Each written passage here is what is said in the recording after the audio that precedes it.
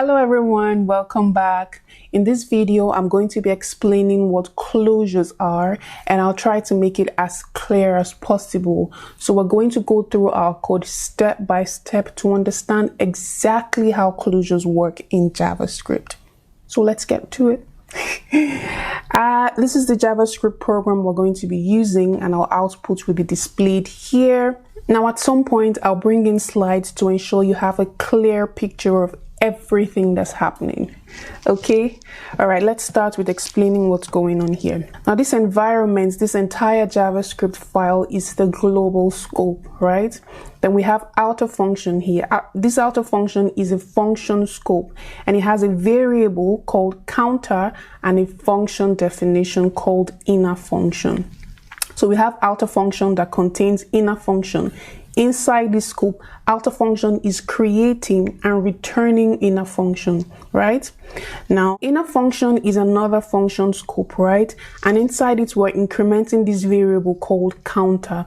Now, as we can see, counter was not defined inside inner function. Counter was defined outside inner function in inner function's lexical scope. Now, the fact that we have access to this variable that was defined outside this function from inside it is what closure is, or is the beginning of what closure is. We'll see.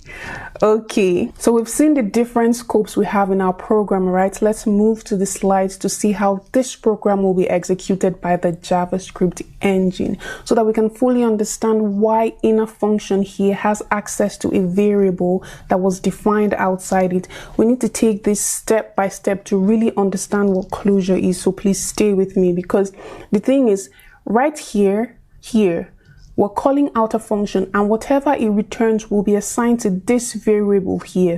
The result of calling outer function will be assigned to the variable my counter. So when we call my counter here, we're actually calling an instance of inner function, right? But immediately outer function returns this value, right? Its execution is done, it's completed. So its execution context will be removed from the call stack, and all the variables defined inside, well, we have only one variable, counter. Counter is going to be garbage collected. So down here, if we're calling my counter, which is actually an instance of inner function, how will it still have access to the counter variable, right? This counter variable was defined in its parent scope, right? So how will it have access to this variable after its parent execution has been completed? Its parent is outer function, right?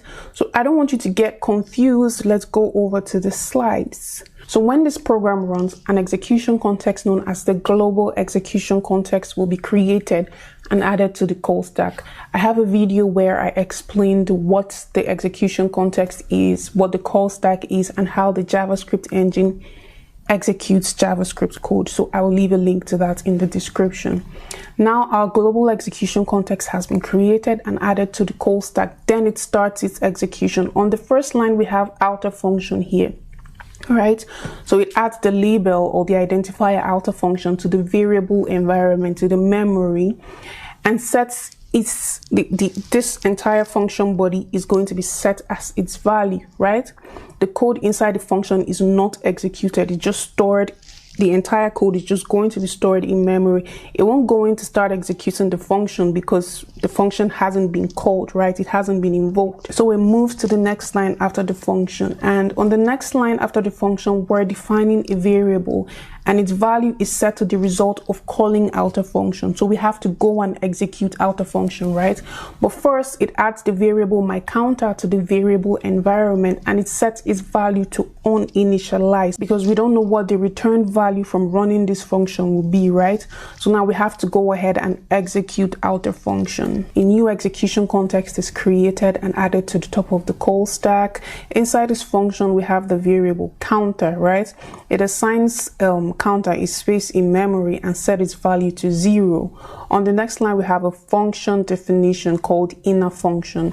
So inner function here is assigned, the identifier inner function is assigned a space in memory, and its value is set to the entire function body.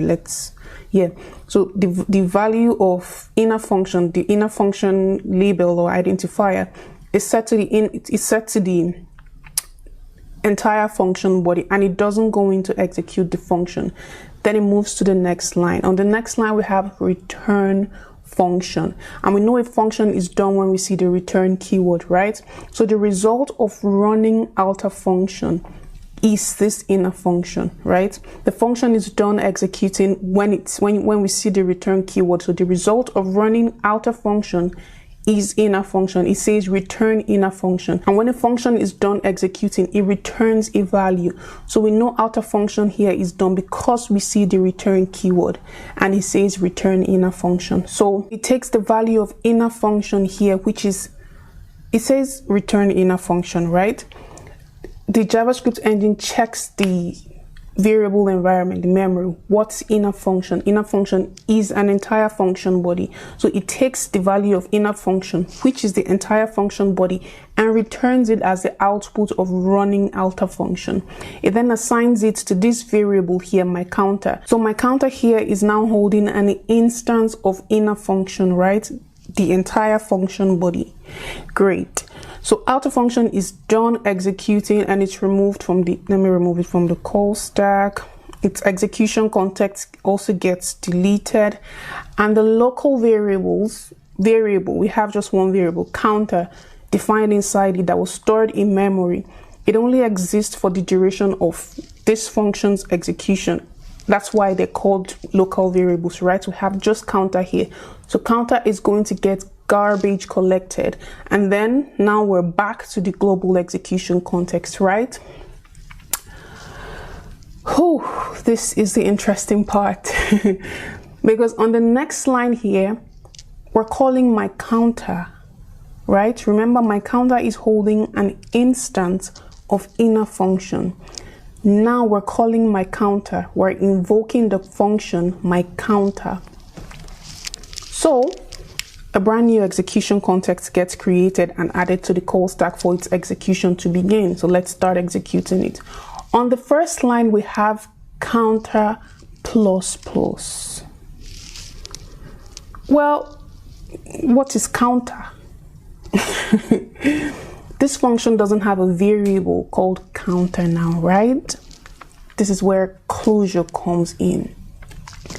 Now, a few slides ago when a few slides ago when we executed outer function and returned inner function, something else happened that I did not tell you about. So let's pause here for a minute and go back in time to our slides, back to outer functions execution context, right? When inner function was returned out of outer function, these things are confusing. When it was returned out of outer function and assigned to this variable here, my counter, the variables in, I keep saying variables, we have just one variable. The variable in its parent scope, right? That's the counter. We have just one variable here. So the counter variable in its parent scope, the surrounding data where inner function was stored, this is inner function's lexical environment, also gets returned with it. I don't know if I explained that well. So here we have inner function, and we also have this this counter variable, and this is outer functions execution context, right? So whatever variable here, we have just one variable, have just this counter variable. So when we said return inner function, counter also gets returned with inner function. We'll see why in a minute. So we're saying return inner function here, right? The JavaScript engine goes to check what inner function is in memory. It goes to check what is, it doesn't know what inner function is, so it goes to check. It's a function, right? Now it doesn't return just this function. It also checks to see if the function makes reference or references any variable in its parent scope, right? Its parent scope is its own enclosing scope. And it references counter. We can see that it references counter because it says counter plus plus. So it returns this function along with a persistent memory of only the variables that it references. So we can see that inner function references counter. Now it returns inner function with counter and assigns it to the variable my counter in the global scope, right? So closure is what allows this inner function here to still have access to this counter variable that was defined in its parent scope. It was defined in outer function. Even when outer function is done executing, closure is what allows inner function still have access to counter when outer function is done executing, right? A closure is the combination of a function and the lexical environment where that function was declared. So we can say that this instance of inner function with its new identifier, my counter, has a closure or is holding a closure over the counter variable, right? We can say that it is closing over its own counter variable. So even if like outer function here is done executing, the counter still persists in my counter's own memory. Wherever my counter was defined and stored in memory, counter variable still persists there because my counter is holding an instance of inner function, right? Now this instance of inner function still preserves a reference to its own lexical environment where the variable counter still exists. So if we go back to our program here and call my counter a few times, let's do that. Counter, yeah, we see that it actually prints, it gets updated each time. It prints 1 2 3, right? It doesn't print 1 1 1 1. It prints 1 2 3 4 5 6, depending on how many times you call it. Let's go back to our slides to see what's going on. What's actually happening here? Let's just say we're calling my counter for the first time. We just added it to the call stack and this is its execution context, right? The first thing it does is it checks its own local memory to see if there's any variable there named counter, right?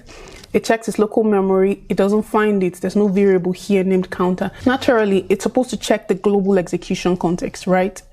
Or the global scope. Just the next from where the environment from where it was called, it's supposed to check there because according to the call stack, the global execution context is the next level on the scope chain, or the global scope is the next level on the scope chain. But before it checks there, it checks its persistent memory first, right?